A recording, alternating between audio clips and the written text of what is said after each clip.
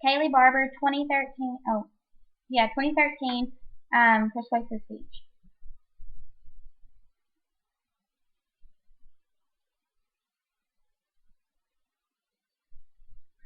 With today's failure to pass the Farm Bill, the House has let down rural America as the National Farmers Union. Although that might be true, can anyone tell me exactly what the Farm Bill is? No, that's what I thought.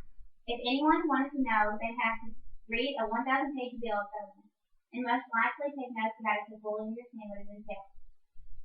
The Farm Bill of 2013 encompasses half a $1 trillion bill, which helps with farm subsidies and also plays a part in food stamps and other welfare projects. Although the name Farm Bill sounds like it should be helping farmers of America, it really isn't. Today I'm here to tell you why I believe that the Farm Bill is a good idea when it's actually helping out the farm. This 2013 bill is slightly different. According to the Forbes magazine found online, this bill is actually a food stamp bill with 80% of the spending going toward a new program called SNAP, or a Supplementary Nutrition Assistance Program. Fun, I know. This is not the Farm Bill that I was to expect, although I myself am not in Congress voting on it. I'm very glad this bill is not passed. Chris Koppel, president of the Conservative Club for Growth, said this in a statement to the Fox News reporter. We need to put farm subsidies on the path to elimination, and we need to devolve food stamps to the state level where they belong.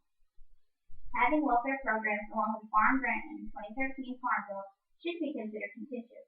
If welfare programs are needed for this country, then shouldn't we have a bill separately? Then should we be put into a bill separately? And shouldn't we be informed of what happens? Since the U.S. is already $17 trillion in debt, it's hard to see why anyone would want a bill that causes us more debt instead of cutting spending. One of the many reasons why this bill may have been cut could have been because of the fact that right before the bill was coming to a vote, there was an amendment made on the floor by Representative Steve Sutherland, Republican, Florida. The amendment made would have given the states the right to have requirements added to the bill in order to get the welfare for the people. It closely resembled some requirements made in 1996, the Old Age for Families to the Department of Children Program, which is now AFCC.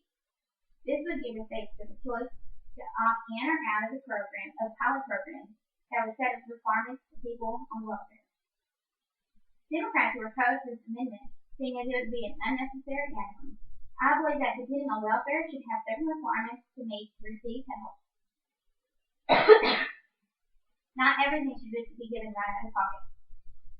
People needing these services should have to work for a handout. Saying this, isn't it confusing on why Democrats also voted against this bill, since they are the ones wanting more welfare programs?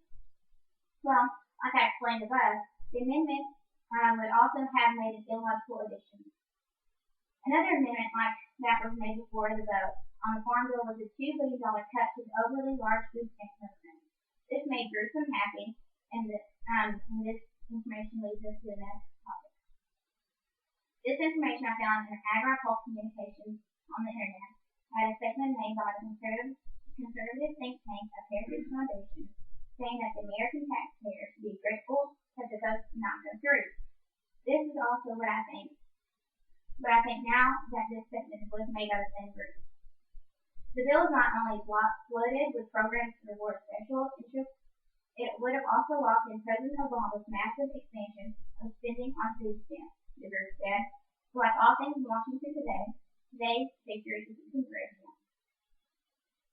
It's important to understand that there are so many additions to this bill that the general public is often confused on why congressmen vote against a specific bill like the 2013 Farm Bill. The general public thinks, oh, the Farm Bill must surely be there to help farmers and agricultural needs, so it must be good. When in actuality, the money of the bill is mostly used for purposes other than what the name implies. This causes confusion and frustration for the people who are for the bill, especially when the bill is not passed. I felt at first when starting researching this topic that the bill should have been gone through with flying colors, but I too was the general public uninformed. Researching at the very top of the broad scope of the disinformation that the bill holds, I realized that the bill is mainly written for welfare purposes compared to agricultural purposes. Believing that the government does not need to spend any more money, I am now against this bill, saying that 80% of the spending would have gone towards food stamps and not to the farmers. It is important to understand that if this bill would have passed, our debt as a nation would have drastically increased. While we do need some welfare help, we must stop our spending. With money we do not have. We must need to continue to cut costs that are not needed from the government. That would cause a drastic change in our deficit spending. It would allow us to later create bills titled correctly, so the public will not be as uninformed. Here's Here's a lasting quote by Ferd Hoffner, Policy Director for the National Sustainable Agricultural Coalition. We still need a new farm bill, but one with more reform and better nutrition and conservation titles than the bill rejected today. The path forward is unclear, but we are ready to continue to work for a bill that expands opportunities for farmers to produce good food, sustain the environment, and to contribute to a vibrant community.